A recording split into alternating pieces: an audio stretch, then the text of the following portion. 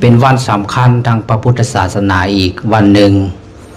เอิ้นว่าวันแห่งพระธรรมเพราะเหตุใดจึงเอิ้นว่าวันแห่งพระธรรมเพราะพระสัมมาสัมพุทธเจ้าเพิ่นได้แสดงธรรมในวันนี้คือวันขึ้น15 ค่ำเดือน3 เพ็ญเพิ่นได้แสดงโอวาทปฏิโมกข์โอวาท3หรือโอวาท3คาถา3เอิ้นว่าคาถา3เป็นหัวใจลักเป็นบทนำคำสอนในทางพระพุทธศาสนาเนาะและที่ไปที่มาก่อนสิเกิดมีวันมาฆบูชาขอย้อนเกิดเหตุการณ์อัศจรรย์ขึ้น4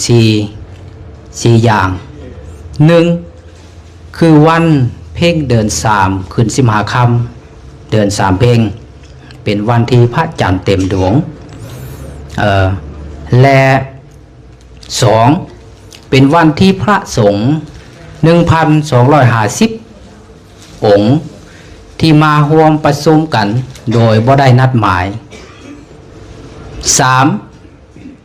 พระสงฆ์ที่มาร่วมประชุมกันนั้น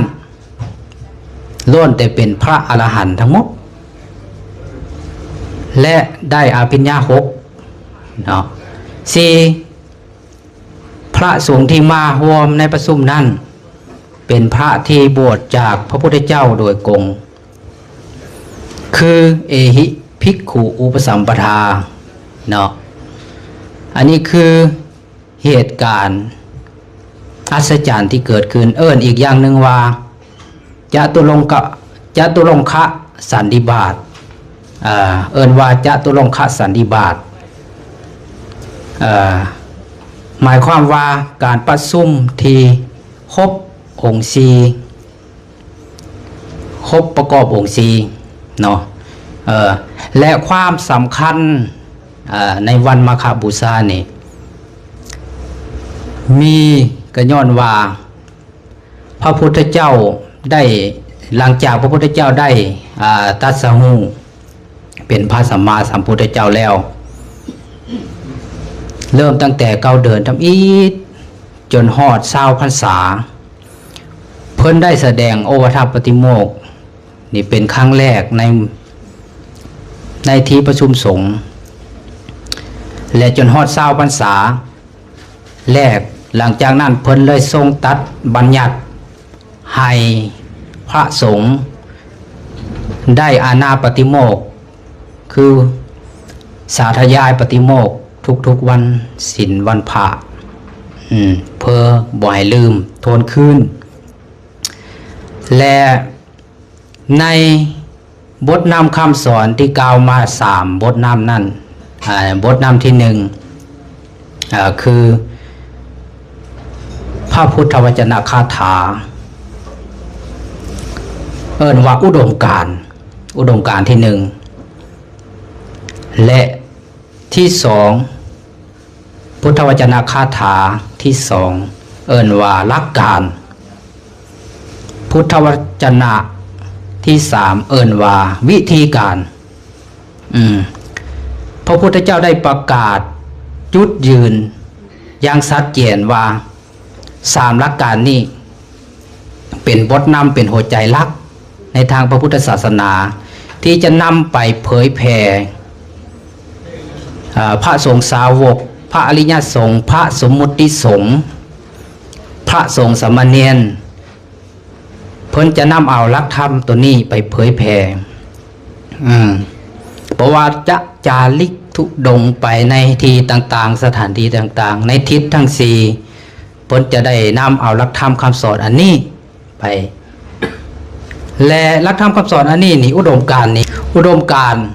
นาะอุดมการณ์นี่เพิ่นเอิ้นว่าตบะเป็นตบะ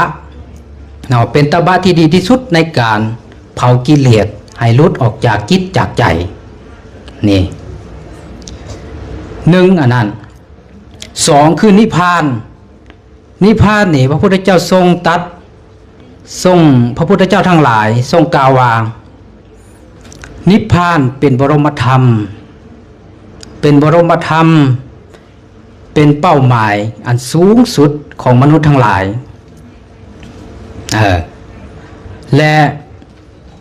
3บ่ทำให้บ่เบียดเบียนผู้อื่นอันนี้คืออุดมการณ์ของพระพุทธเจ้าที่ได้ทรงตรัสไว้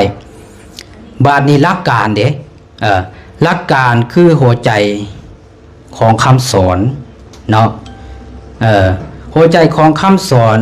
ซึ่งเป็นคำสอนของพระพุทธเจ้าทั้งหลายทุกๆพระองค์ทรงตรัสไว้แบบเดียวกันหมดเลยตรงกันหมดเลยได้แก่1การละบาปทั้งปวงละอกุศลกรรมมาบท2ทำกุศลให้ถึงพร้อมกุศลละธรรมกุศลกรรมมาบท10เป็นต้นและ3ทำจิตใจให้พองใสเนาะทำจิตใจให้พองใสนั่นก็คือเจริญภาวนาเจริญสมาธิภาวนาทั้งสมถะภาวนาจิตตภาวนาปัญญาภาวนาวิปัสสนาภาวนาหรือปัญญาภาวนาเนาะซึ่งหลักการทั้ง3เบื้องต้นนั่นเฮาเอามาสั้นๆเป็นหลักการเป็นคำสอนเป็นเขาเอิ้นว่าคำขวัญเลยก็ได้ละโซทำความดีทำจิตใจให้ถึงพร้อมพองใสอันนี้คือสั้นๆเอามาจำสั้นๆเนาะและวิธีการ